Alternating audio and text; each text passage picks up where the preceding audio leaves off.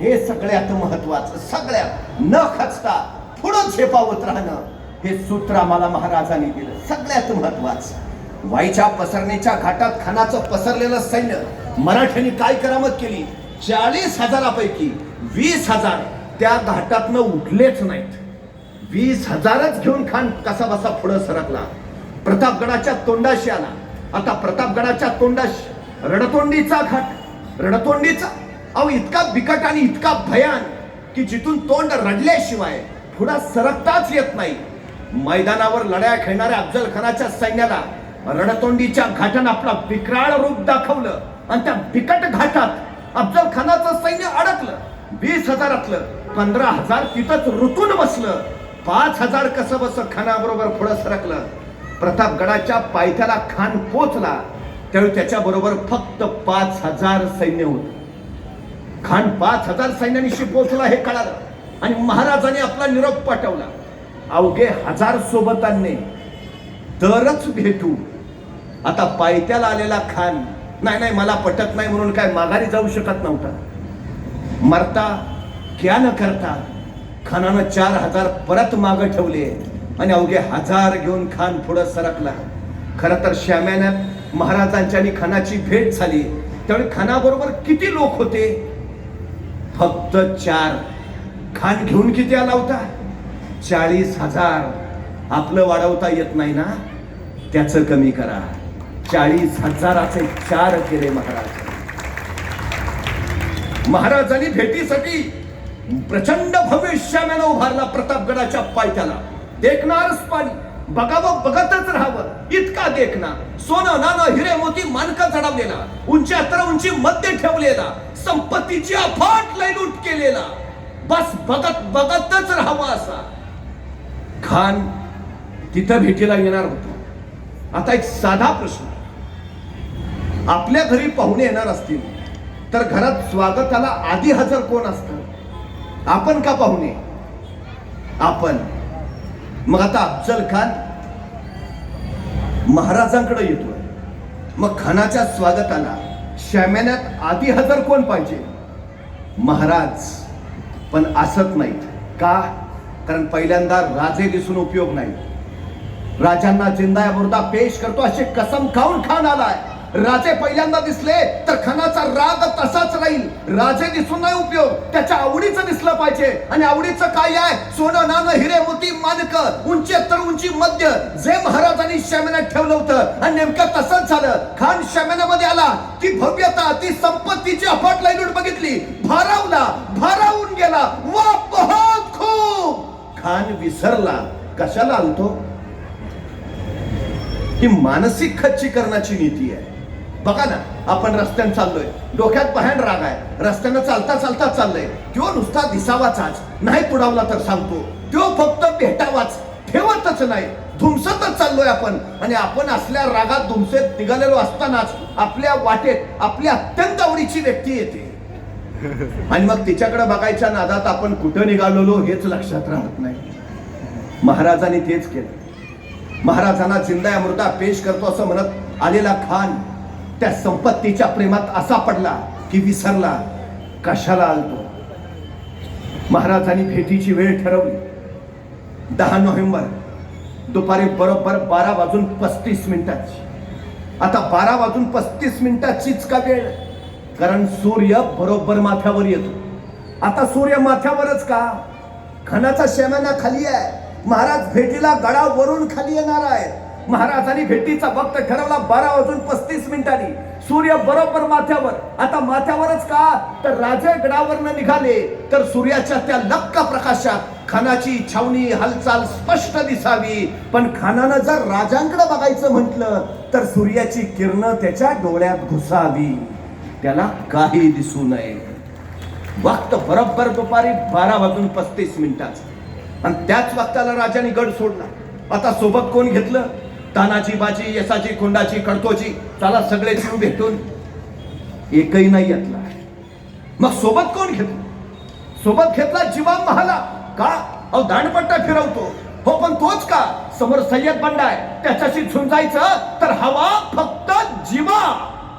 सोबत घेतले संभाजी कावजी कोंढाळकर का अहो हत्तीसारखा धिप्पाड आहे, घोड्याला खांद्यावर उचलून गड चढतो, बलाढ्य तार वाकवावी असा पहार वाकवतो, अफाट ताकदीचा. हो पण तोच का? अहो अफजल खान तसाच आहे, धिप्पाड. आखाड्यात पहिलवान उतरवायचे झाले तर एकाच गटाचे असावेत, म्हणजे कुस्ती रंगते. माणसाची निरख आणि माणसाची पारख शिकावी ना, ती महाराजांकडनं. आणखी 8 अंगरक्षक घेतले आणि महाराज निघाले. महाराजांनी नियोजनानुसार प्रत्येकाला आपली जबाबदारी सांगितली. जीवा महालांना सांगितलं, जीवा तू आमच्या बरोबर खाली येतोयस, तू आमच्या बरोबर शाम्यान्यात आत येतोयस, पण शाम्यान्यात आत आल्यावर तू आमच्याकडे बघायचं नाही, तू खानाकडे बघायचं नाही, तू फक्त सय्यद बंडा बघायचा बस. संभाजी कावजींना सांगितलं, तूही आमच्या बरोबर खाली येतोयस, पण तू शाम्यान्यात आत यायचं नाही, तू शाम्यान्याच्या बाहेर, पण तू बाहेरून माझ्याकडे बघायचं नाही, खानाकडे बघायचं नाही. आमच्या दोघांचं आत काय चाललंय तुला देणं घेणं नाही, पण अफजल खान शाम्यान्यातून जिवंत बाहेर आला तर त्याला जिवंत ठेवायचा नाही. त्याची जबाबदारी त्याला. प्रत्येकाची नियोजनानुसार महाराजांनी जबाबदारी दिली आणि महाराज निघाले. चालता चालता महाराज परत थबकले. जीवा महालाला विचारलं, जीवा कात्री आहे का? आता जीवाला काय कळेना, अफजल खानाच्या भेटीला निघालाय, तलवार घेतली असेलच की, कात्री कशाला? महाराजांनी परत विचारलं, जीवा कात्री आहे का? आता जीवा नाभिक समाजाचा, तुम्हाला जी आहे की काढ काढ. जीवा आमची दाढी बारीक कर, आमची दाढी बारीक कर, इतकी बारीक कर की भेटी वेळी अफजल खानानं हातात धरायची म्हटली तर त्याच्या हातात नाही आली पाहिजे. आमच्या व्यवस्थापनाच्या भाषेत याला सूक्ष्म नियोजन म्हणतात, मायक्रो प्लॅनिंग. केस ओढल्यावर काय वेदना होतात हे आपल्याला माहिती आहे. अफजल खानाच्या भेटीवेळी अफजल खानानं जर अशी काही कृती केली तो क्षण आपल्याला संपवणारा ठरू नये, म्हणून महाराज जीवा महालाला सांगतात, जीवा आमची दाढी बारीक कर, इतकी बारीक कर की भेटी वेळी खानाच्या हातात नाही आली पाहिजे. हे इतकं नियोजन करून महाराज निघाले. 12:30 वाजता गडावरनं निघालेले राजे खानाच्या छावणीच्या बाहेर दुपारी बरोबर 2 वाजता पोहोचले आणि बरोबर 2 वाजता खानाला वर्दी मिळाली. शिवाजी राजे येत आहेत. तसा खान उठून उभा राहिला. समोर पाहिलं, 5-5.5 फूट उंचीचे देखणे रुबाबदार राजे शिवराय आज ते कदम येताना दिसले. तसं खानानं वकिलाला विचारलं, ये हे शिवाजी राजे? वकिलानं मान डोलावली. खान 2 पावलं पुढे झाला, बाहू फैलावले, आओ शिवाजी राजे, आणि गळापिटीसाठी राजे पुढाले. खानाच्या पिटीत गेले. खानाचे भाऊ राजांच्या पाठीवर पडले. दाब पडला, जोर वाटला, मिठावळी गेली, राजा गुदमरले आणि त्याच वेळी खानाची कट्टेहार राजांच्या मस्तकावरून निसटली. दगा जाणवला, वाघनका निघाली, खूप हसली खानाच्या पोटात. दगा खान कडाडला, आई भवानीचा उदो उदो झाला. खानाचा कोतळा बाहेर पडला. त्याच वेळी कृष्णाजी भास्कर पुढे झाला. राजांवर वार केला. राजे फिरले, कृष्णाजी कापला. तसा सय्यद बंडा पुढे झाला. महाराजांच्या गर्दनीवर दानपट्टा चालवणार तोच जीवा महालाच्या दानपट्ट्यांनी सय्यद बंडाचा हात वरच्यावर उडवला आणि इतिहास पुटपुटला. होते जीवाजी म्हणून वाचले शिवाजी.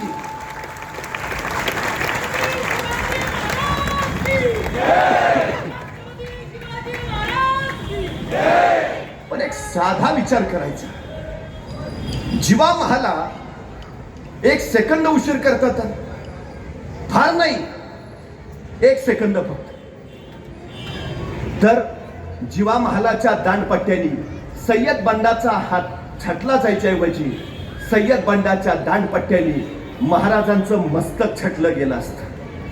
स्वराज्याचा ग्रंथ तिथंच आटोपला असता. मग कळतं या अफजल खानाच्या प्रसंगात महाराजांनी जीवा महालाच का घेतला सोबत, तोच का, याचं उत्तर इथं आहे. मी जाणीवपूर्वक विधान करतो, आपल्या 50 वर्षाच्या कारकिर्दीत महाराजांनी 1 चाल पुन्हा नाही वापरली आणि 1 माणूस तोही पुन्हा नाही वापरला. सगळं चरित्र काढून बघा. माणसं अवतीभोवती आहेत, पण प्रत्येक प्रसंगात नायकाच्या भूमिकेत मात्र प्रत्येक वेळी नवा माणूस आहे. जीवा महाला तुम्हाला प्रतापगडच्या रणसंग्रामात भेटेल, तो पुरंदरावर दिसणार नाही. पुरंदरावर मुरारबाजी, तिथं बाजी प्रभू येणार नाहीत. बाजी प्रभू पावनखिंडीत, तिथं तानाजी असणार नाही. तानाजी कोंढाण्यावर तिथं नेताजी भेटणार नाही. नेताजी कर्नाटकात तिथं येसाजी असणार नाही. येसाजी गोवळकोंड्याला तिथं सूर्याजी भेटणार नाही. प्रत्येक प्रसंगात नवा माणूस, प्रत्येक प्रसंगात. खान पडला, नियोजनानुसार असं ठरलं होतं की सगळ्यांनी पहिल्या दिंडी दरवाजावर जाऊन भेटायचं. महाराज पोहोचले, पाठोपाठ एक एक अंगरक्षक गोळा झाला. महाराजांची नजर फिरविरली. 1 2 3 4 5 6 7 8 9 9 जातांतर 10 होते. मग एक कोण राहिला माग. अंगरक्षकाने एकमेकावर नजर फिरवली. कुणीतरी अंगरक्षक पुटपुटला, राज संभाजी गावची दिसत नाहीची. संभाजी तो कुठे थांबला तो. तोपर्यंत संभाजी गावची पाठीमागून धापा टाकत येताना दिसला. राजाने विचारलं, संभाजी कोठे थांबला होता, कोठे रुकला होता? एवढं ऐकल्याबरोबर संभाजीने आपला हात वर केला. त्याच्या हातात अफजल खानाचं मस्तक होतं. ही का पाय माग थांबलो होतो. राजे म्हणले, संभाजी पण हे आपल्या नियोजनात नव्हतं. हे नव्हतं आपल्या नियोजनात. हे नसतं धाडस का केलं? संभाजी यदा कदाचित तुम्ही खानाचं मस्तक छाटत असताना पाठीमागून तुमच्या मस्तकावर कोणी वार केला असता तर काय जबाब दिला असता मी तुमच्या आईला? तुमच्या आई तर म्हणालेच त्या, शिवाजी राजांनी स्वतःचा जीव वाचवला पण माझा लेख मात्र खर्ची घातला. नाही संभाजी, एक वेळ अफजल खान नाही मेला तरी चालेल पण स्वराज्याचा एकही मावळा खर्ची पडता कामा नये. पोटच्या पोरांगत प्रेम केलं महाराजांनी आपल्या सैनिकांवर. उगाच नाही माणसं मरायला तयार झाली. उगाच नाही. 2:30 वाजता खान पडला. 2:45 वाजता राणावरातलं मराठी सैन्य खानाच्या सणात तुटून पडलं. लग्न तोड झाली. खानाचं सैन्य पाठीला पाहिलं पळत सुटलं. त्याच्या तोफा तिथंच, हत्ती तिथंच, घोडे तिथंच, उंट, समशेरी, तलवारी सगळं तिथंच. मराठ्याने टिपलं, जवळ जाऊन ताब्यात घेतलं. स्वराज्याला प्रचंड कमाई झाली. पण काय खात्री आहे, काय विश्वास आहे महाराजांना? हो, खान मारणारच आहोत. मारला. माहिती आहे महाराजांना, अफजल खान 4000 घोडी घेऊन आलाय. भले 2000 घोडी पळून जाण्यात यशस्वी होतील पण या प्रसंगात आपल्याला 2000 घोडी मिळणारच आहेत आणि मिळाली. पण आता नुसती घोडी मिळून उपयोग आहे का? ते घोडे चालवणारे प्रशिक्षित घोडेस्वार पण हवेत, तेव्हा त्या घोड्यांचा उपयोग. एखाद्याला विचारावं, गाडी आहे ना घरी मला चालवता